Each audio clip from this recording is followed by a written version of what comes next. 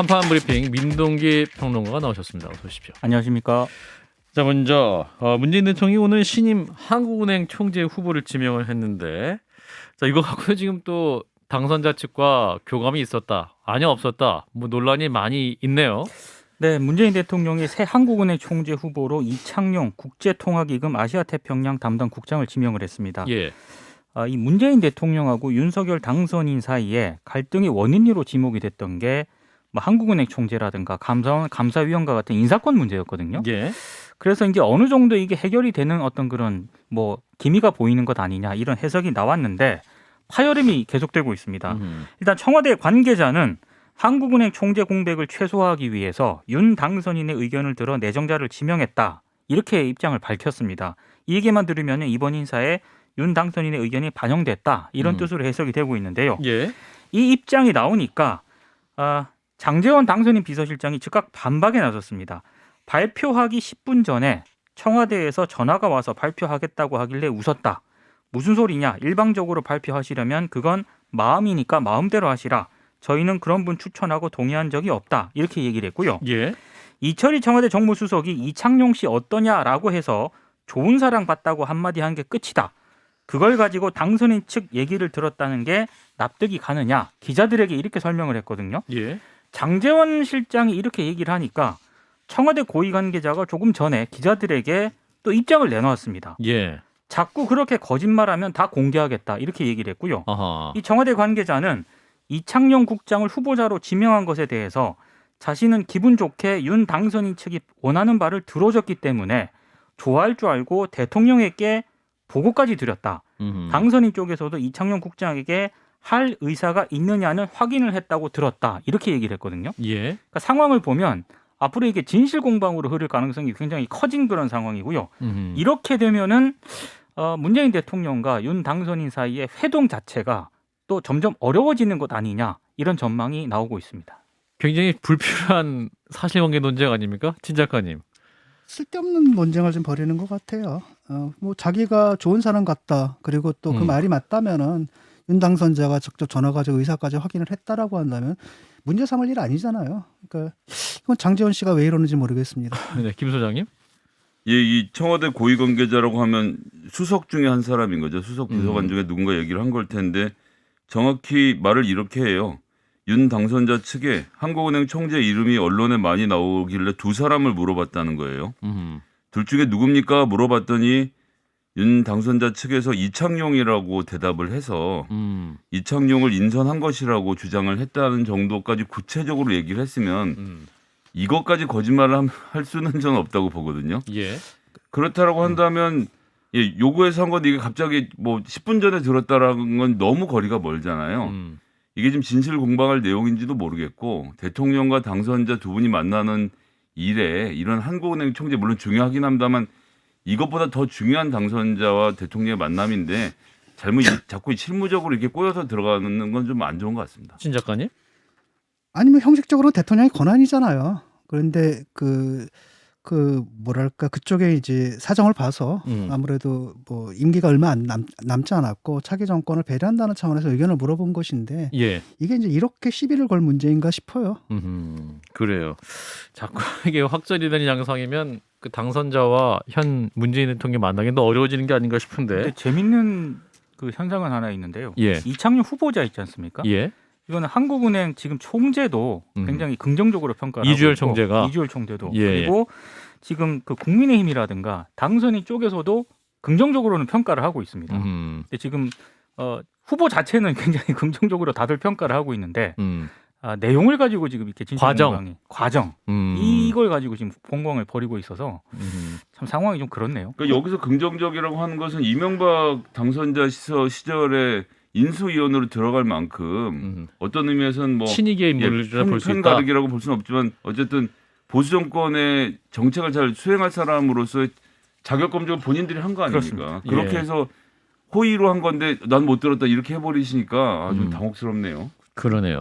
이건 제가 볼 때는 대통령 권한이에요. 그 대통령이 배려를 한 거고 그다음에 그렇게 배려를 해가지고 임명된 그분이 자기들이 봐도 괜찮은 분이라면은 뭐가 문제인지 모르겠어요. 현 대통령의 권한이고 그렇죠. 이런 그거를 문제를 가지고 얘기했는데 꼬는 것 자체가 제가 어제도 지적을 했지만 자꾸 이렇게 시비 건다는 느낌이 들거든요. 그래요. 자, 이 가운데 또 그 차기 대통령 집무실을 용산으로 이전하는 문제 계속 또 갈등 국면입니다. 그러니까 청와대가 협조를 만약에 계속 거부를 한다면 당선인 쪽에서는 집무실에서 취임 직후 업무를 시작하겠다 이런 입장을 거듭 밝혔습니다. 통이동 사무실을 계속 사용하겠다라는 거고요. 예. 그렇게 집무실로 활용한 다음에 추후 용산으로 옮기겠다 이런 뜻을 거듭 밝히고 있는데 한국일보 보도를 보면은요, 이 통이동 집무실을 사용하는 그런 기간에도 비상 상황이 발생할 수 있지 않습니까? 국가안보 관련해서. 그렇습니다. 그럴 때 청와대 지하 벙커가 아니라 용산 국방부 청사의 벙커를 사용하겠다. 이게 오늘 한국일보 보도 내용인데 한겨레 보도는 조금 다릅니다. 예. 한겨레는 그렇게 비상 상황 시에 청와대 지하 벙커를 사용하는 쪽으로 가닥을 잡았다 이렇게 보도를 했거든요. 예. 그러니까 언론 보도가 약간은 차이가 난다는 점이고요. 근데 한겨레 보도를 보면은 언론들의 우려는 좀 있는 것 같습니다. 예. 그러니까 서초동 집이 있고 통이동 집무실이 있고 예. 또 비상 상황일 경우에 어찌됐든 국방부든 청와대든 지하 벙커를 활용하게 된다는 거지 않습니까? 그렇죠. 이렇게 되면은 업무 생활 거점이 세 군데로 이제 분산이 되게 되는데 이럴 경우에 신속한 대처가 가능하겠느냐 이런 우려도 하나 있고요. 그리고 지금 당선인 쪽에서는 서초동 집에서 통이동 집무실까지 매일 출퇴근하겠다라는 입장도 밝혔거든요. 그러니까 잠은 서초동에서 자고요. 주무시고 일은 통이동에서 하고 국가안보 위기 상황일 경우엔 유사시 뭐 청와대... 간이 침대를 통이동 집무실에 갖다 놓겠다는 예, 얘기는 했습니다만 어쨌든 음. 기본적으로 잠은 서초동에서 잔다는 그런 얘기인데 예. 이 출퇴근 거리가 12km 정도 되거든요. 이러면 시민들 불편이 가중될 수도 있다. 이런 경호 우려도 문제가 있으니까. 그렇습니다. 예, 차량 나오고 있습니다. 통제도 좀 해야 될 수도 있기 때문에 자 어렵네요. 나 이거 이게 참 업무 생활 거점 통이동 서초동 또 청와대 이게 세 곳으로 쪼개질 수도 있다라는 보도까지 나오고 있는데 저기 어떻게 매듭 안 될까요, 진 작가님? 일단은 이게 지금은 이제 물러설 수 없는 상황이 돼버린 거예요. 그래서 물러서면은 이제 바로 취임덕에 빠질 것 같다라는 이런 상황을 좀 만들어 버린 건데. 당선자가 예, 지금 그 정권을 갖다가 성공적으로 인수하는 거 있지 않습니까? 이것도 예. 현 정권의 뭐랄까 업무예요, 의무입니다. 예, 그러니까 예. 당선자가 정말 굳이 원한다면은 그렇게 원한다면은 그 최대한 편의를 좀 봐줘야 될 것 같고. 사실 뭐 옮기지 말아야 이유를 대려면 한 1000가지는 내가 앉아서도 만들 수 있거든요. 근데 그럴 게 아니라 사실은 대부분의 것들이 뭐 안보 공백 이렇게 얘기한다면 이렇게 얘기를 하는데 내가 그러면 뭐 청와대는 영원히 거기 있어야 되느냐? 이사를 가게 되면 안보 공백 이런 건 생기기 마련인데 예. 그걸 갖다 너무 또 과장해가지고 얘기할 필요는 없고 대부분의 문제점들은 실무적 또 행정적으로 충분히 처리가 가능하다고 보거든요.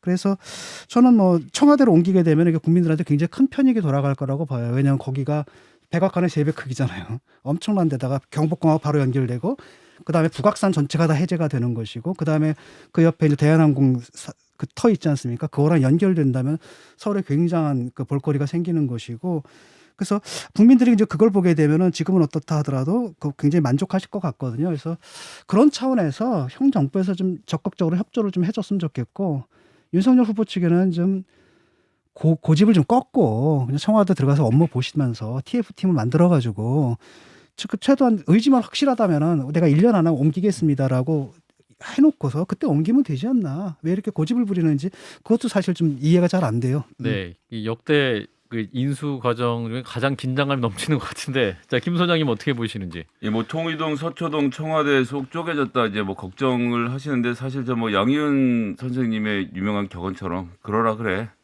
인 거죠. 예.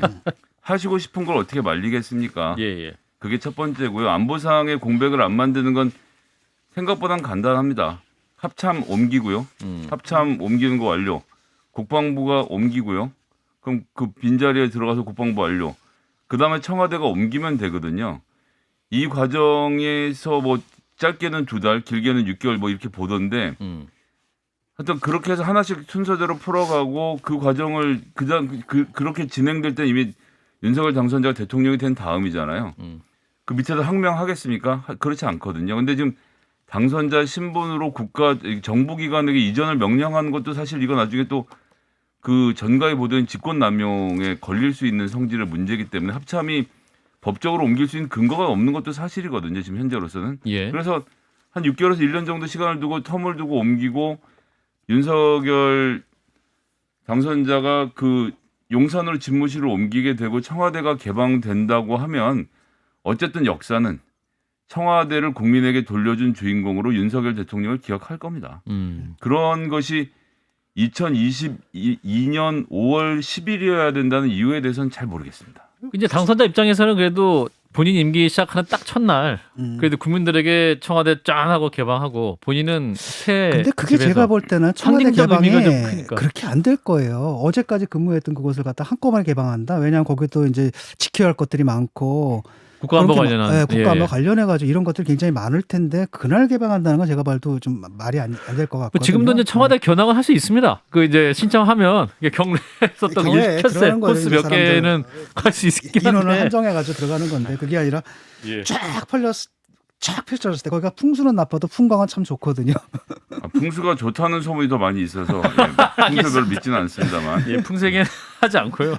예, 아무튼 뭐 묻혀있는 비석에 천하제일지라고 써 있었다는 거 아닙니까? 아 유홍준 문화재청장 말이야. 당신들 정권에서 임명한 부분이 풍수가 나쁘대는데. 예, 저희 방송에서 풍수 얘기는 하지 않는 것 같습니다. 자, 민주당 얘기로 넘어가도록 하겠습니다. 자, 내일 원내대표 선거가 있는데 개파 싸움이 또 좀 벌어지고 있는 그런 움직임이죠. 그러니까 민주당이 당내 분열을 일단 최소화하기 위해서요. 입후보 절차 없이 이름을 적어내는 이른바 그 콘클라베 방식으로 경선을 치르기로 했습니다. 아하. 개파 간 세대결을 최대한 막겠다 이런 차원이었는데 예. 근데 결과적으로 개파 후보들이 압축되는 그런 양상이기 때문에 큰 예. 효과는 보지 못했다라는 평가가 있고요. 예. 지금 출마 의사를 밝힌 이들은 김경협, 박광원, 박홍근, 안규백, 이원욱 의원인데 이 가운데 양박 의원들이 유력한 후보로 꼽히고 있습니다. 박광원, 박홍근 의원. 그렇습니다. 이른바 일각에서는 명락 대리전이라는 이야기가 나오는데 누가 왜냐하면 명이고 누가 낙이에요? 박홍근 의원이 이재명계를 대표를 하고 있고요. 예. 그리고 박광원 의원이 이른바 이낙연계를 이낙연계를 좀 대표하고 있다. 대표하고 있다. 언론들이 이렇게 분류를 하고 있습니다. 근데 지금 5명의 후보들의 어떤 그런 노선이라든가 이런 게 큰 차이가 나지 않기 때문에 결국에는 개파를 중심으로 결집하는 그런 모양새를 보이고 있다라는 평가가 나오고 있고요. 예. 관건이 있는데 이게 지금 안규백, 이원욱 의원의 표가 막판에 어디로 쏠리느냐 이게 이제 언론들의 좀 관심이 여기에 좀 집중이 되는 것 같습니다. 예. 이번 원내대표 경선은 1차 투표에서 재적 의원 3분의 2 이상의 지지를 받으면 바로 선출이 되는데 만약에 3분의 2 이상 지지를 받은 후보가 없다면은 10% 이상 득표 후보를 대상으로 2차 투표가 진행이 되고요. 과반 득표자가 없으면 1, 2위 결선 투표로 승자를 가리게 되거든요. 예. 근데 이 과정에서 아까 앞서 언급한 안규백, 이원욱 의원의 표가 좀 변수로 작용할 수 있다. 언론들의 분석은 대충 이렇습니다. 그리고 예. 이 과정에서 두 의원의 후보 단일화가 이루어질 수도 있다라는 전망도 나오고 있습니다. 그렇군요. 어떻게 보세요? 누가 될 거라고 보세요? 민동기 평론가는. 아직까지 지금 분석을 보면은 당황하셨어요, 지금. 그게 아니고 박홍근 의원이 예. 조금 앞서고 박홍근 있다는 의원이. 평가가 있습니다. 아, 박홍근 의원이 조금 앞서고 앞서고 있다. 있다는 평가가 예. 대략적으로 지금 나오고 있는 상황입니다. 김성희 소장님 동의하십니까? 그러니까 언론과 기자들 밖에서 보면 절대 몰라요. 이 한마디를 모르게 정말. 아니 왜냐하면 원내대표 이건 제가 정확히 말씀드릴 수가 있는 게 원내대표 선거를 책임지고 하는 사람 엑셀 파일 제가 본 적이 있는데 아, 네네. 얘는 분명히 우리 찍을 거고 동그라미 쳐놓은 개수가 있거든요. 아, 그렇게 이제 안 맞, 그것도 못 맞춰요. 자기 건데 자기가 전화 직접 받아서 아하. 저는 의원님 찍겠습니다. 한 사람들 동그라미 쳐놓은 것도 안 맞는데. 진중권 의원이 김성애 소장을 원내대표 찍겠다 확인했는데 나중에 찍을 때는 우리- 민동균이 찍는 거죠. 자, 이 180명 중에 공개적으로 지지를 선언하는 사람 이번에 못 하고 있습니다만 보통 10명이 안 넘고요. 예. 소위 말하는 이낙연계라고 해봐야 30명, 정세균계 다 해봐야 30명. 아. 그렇게 다 합쳐도 그다음에 박홍근 더미래 여기 다 합쳐도 30명. 그래봐야 90명이죠. 이게 다 겹치기도 하는데 그걸 다 따로 떠놓고 그래도 우리는 아직 90명의 마음을 모르고요. 예. 이 30명이라는 소속원들의 마음도 사실 모르는 거예요. 그래서 누구의 우세를 전망하십니까? 그러니까 그런 게 불가능하다고요. 네. 이것을 기권. 짐작하는 것 자체가 김성애 불가능합니다. 소장 박홍근은 기권. 모른다고 하는 거 보니까 박광원기 같다. 예. 요 그림에서 이렇게 정리가 됐습니다. 자, 요 그림에서 재밌는 거는 예. 방송을 들으신 분들이 재밌어 하실 만한 얘기는 안규백, 이원욱 의원 중에서 단일화가 됐었으면 이 두 분은 말 그대로 이 두 분은 처음부터 정세균 의원이랑 시작해서 이건 계보라고 할 수 있는 사람들이기 안기백, 때문에 이원욱 두 사람이 여기서 단일화가 됐으면 여기도 상당히 위협적이었을 수 있는데 예. 요게 하나, 두 번째는 박강원, 박홍근의 대리전 양상으로 이것이 이제 명락 대리전 말씀하신 대로 대리전의 양상으로 비치면서 초선 의원들 중에서 약간 한 발 떨어져 있는 분들이 예. 그 두 분이 되면 또 당이 시끄러워지는 것 아니냐라고 하면서 이 두 분이 아닌 김경엽, 안규백, 이원욱 쪽으로 또 관심을 가지고 있는 상황도 있기 때문에 예. 결승전에 누가 올라갈지 모릅니다. 내일 결과를 알 수 있는데 네. 아직까지 안개 국면이다. 진 작가님은 어떤 의견이세요? 전 모르겠습니다. 그쪽 예. 당 사정을 몰라가지고 막연하게 김성애 소장이 박강원계가 아닐까라고 추정할 뿐입니다. 예, 향후 김성현 소장 정치 인생에 큰 그림자가 졌네요. 지금. 이건 공식적인 입장이 아니기 저는 때문에. 열린민주계입니다. 알겠습니다. 자, 다음 국민의힘도 다음 달에 원내대표 선거가 있다면서요. 국민의힘. 다음 달 29일에 선출이 되는데요. 예. 현재까지 주요 후보군은 이 후보군이라고 하는 게 언론을 통해서 이제 언급되는 그런 후보군입니다. 예, 언론. 일단 권성동 의원하고 예. 김태흠 의원 양자 대결로 일단 가닥이 잡힌다. 언론들은 대략 이렇게 보고 있고요. 여기에 윤상현, 김도읍, 윤재욱 의원 이름들이 이제 오르내리고 있는 그런 상황인데 예. 여기도 좀 변수가 있는 게 지방선거 차출 가능성도 일단 거론되는 후보가 있고 예. 이렇기 때문에 끝까지 좀 봐야 될 것 같습니다. 권성동 의원은 다들 아시겠지만 뭐 윤핵관으로 일단 분류가 되고 있고요. 윤석열 이제 당선자 핵심 관계자. 그렇습니다. 그런데 권 의원은 지방선거에서 뭐 강원도지사 차출설도 있고 2023년 차기 당대표 도전설도 지금 나오고 있는 그런 상황이고요. 예. 김태흠 의원은 대표적으로 이제 친박계 인사로 분류가 되고 있는데 네. 지난해 원내대표 경선에서 김기현 원내대표를 상대로 좀 경쟁 끝에 고배를 마신 그런 이력이 있습니다. 예. 그리고 윤상현 의원은 뭐 박근혜 후보 캠프 공보단장 등을 지냈고요. 김도읍 의원은 부산 삼선 출신 의원이고 이준석 대표 체제에서 정책위 의장 활동을 했고 윤재욱 의원은 경찰대 출신 첫 국회의원인데 현재 국회 정무위원장을 맡고 있습니다. 경찰대 출신. 경찰대 출신 표창원 의원도 경찰대 출신인데.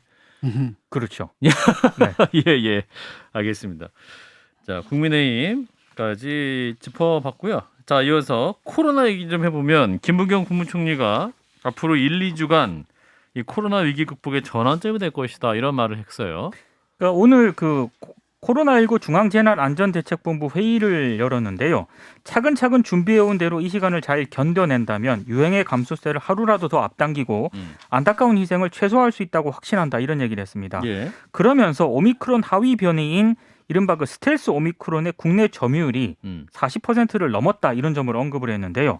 다만 이 스텔스 오미크론은 오미크론에 비해서 전파력이 다소 높을 뿐 뭐 중증화율이라든가 입원율 등에서 차이가 없고 사용 중인 치료제나 백신의 효과가 같다. 기존의 방역 체계로 충분히 대응할 수 있다. 이렇게 강조를 했습니다. 예. 180만 명가량의 국민이 재택 치료를 받고 있는 상황이다라고 얘기를 했는데요. 예. 중증 코로나 환자를 제외한 확진자를 일반 의료 체계 내에서 치료할 수 있도록 의료 현장의 인식과 행동 전환을 간곡히 요청한다. 이렇게 얘기를 했고 최근 일각에서 증상이 있어도 검사를 기피하는 경우가 조금 발생을 하고 있는 것 같은데요. 이렇게 되면은 감염이 확인이 되더라도 치료 시기를 놓칠 수가 있기 때문에 적극적인 검사를 당부를 했습니다. 예. 자, 이런 가운데 이제 대통령직 인수위에서도 이제 코로나 방역 정책에 대한 그림을 내고 권고안을 내고 있죠. 네, 오늘 7가지 방역 정책에 대한 공고안을 발표를 했거든요. 예. 확진자가 재택 치료 중 비대면 진료가 아닌 동네 의료기관에서 대면 진료를 받는 방안이 있고요.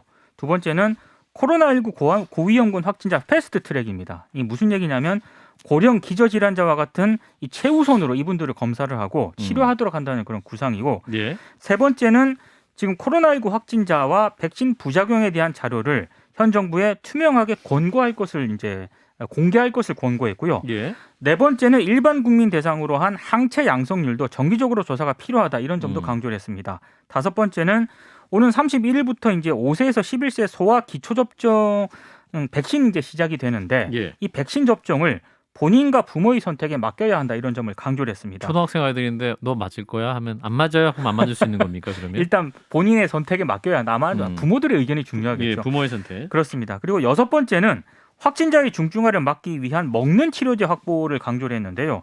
특히 화이자사의 먹는 치료제인 박스로비드 있지 않습니까? 예. 이 경우 특허 로열티를 내고 국내에서 복제약을 만드는 방안도 구상을 해야 된다. 이렇게 제안을 했고 마지막으로 소상공인 자영업자를 위한 손실보상에 대한 내용도 담겼는데 특히 금융위원회 차원에서 금융권과 협의해서 대출 만기 연장 조치를 서둘러 줄 것을 당부를 했습니다. 예.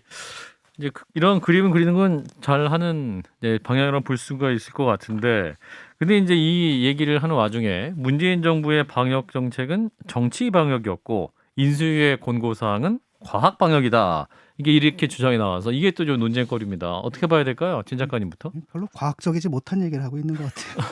인수위가? 예, 뭐 하려면 다 좋은데 예를 들어가지고 뭐 확진자가 재택 진료 중에 동네 의료기관에서 대면 진료를 받는다, 뭐 이런 게 이제 현실적인지는 모르겠거든요. 그냥 검사 받으러 갔는데 한참 기다리는데 이런 문제라든지 그다음에 항체 조사 이런 것들은 그 목적이 뭔지 잘 모르겠고 그 밖에도 뭐 백신 뭐랄까 부작용 예. 뭐 자료 이런 것들은 백신에 대한 된다. 공포감을 더 조장할 수가 있는 거고, 그래서 저는 뭐 열심히 하는 건 좋은데 이게 그게 딱히 과학적으로 그 방역에 도움이 될까에 대해서 좀 회의적이고 일종의 우리가 일하고 있습니다라는 걸 좀 보여주기 위한 게 아닌가. 그러기 위해서 좀 불필요한 것들을 좀 잔뜩 집어넣은 게 아닌가. 예. 이런 생각이 듭니다. 네, 김성현 소장님. 저는 이제 K 방역이라고 하는 것, 그러니까 이게 문재인 정부가 잘한 게 아니고요. 우리나라 국민들이 잘한 거거든요. 국민들이 2년 동안 정말 그 중소상공인들 피눈물을 흘려가면서 국민들이 정말 적극적으로 협조하면서 당장 저희만 해도 마스크 써가면서까지 방송해서 해온 방역인데, 오늘 조선일보는 일면 머릿 기사가 허망합니다. K 방역 이렇게 해서 일주일째에 100만 명당 사망자 숫자가 우리나라에서 우리나라가 전 세계 제일 많다. 뭐 이런 걸 지금 보도를 하던데, 전 정말 왜 지금 이 상황에서 방역을 정치적으로 사용하는지. 그래서 인수위도 마찬가지로 문재인 정부는 정치 방역이고 자기들은 과학 방역이다, 이런 얘기를 굳이 해야 될 이유를 잘 모르겠고, 어쨌거나 사망자가 발생하고 있는 것은 굉장히 마음 아픈 일입니다만, 미국은 100만 명당 2,900명, 영국은 2,399명, 프랑스는 2,091명인데 한국은 242명, 일본은 215명이에요. 그러니까 일본과 한국은 정말 정부와 국민들이 결사적으로 버텨서 여기까지 왔고, 이제 백신을 다 맞은 상태에서 오미크론이 확산되는 것은 일종의 조처거든요.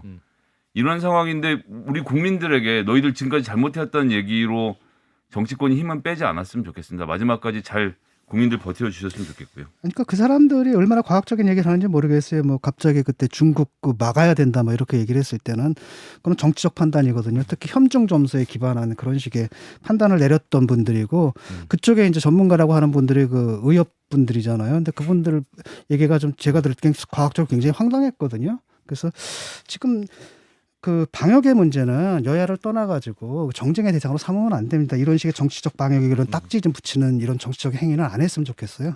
예. 자, 마지막 하나 더 보죠. 박근혜 전 대통령 내일 퇴원을 합니다. 그리고 대구 사저로 입주를 하네요. 네, 내일 오전 8시 30분께 삼성 서울병원에서 퇴원을 하고요. 대구 달성군 사저로 입주를 할 계획인데, 예. 퇴원 후 병원 1층 그리고 대구 달성구 사저 앞에서 2차례에 걸쳐서 메시지를 낼 계획입니다. 그 메시지를 2번 내는군요. 그렇습니다. 이 메시지가 이제 언론들의 관심인데, 윤석열 대통령 당선에 대한 어떤 그런 메시지가 나오느냐, 혹은 새 정부에 대한 언급이 있을 것인가, 이제 여기에 관심을 좀 기울이는 것 같고요.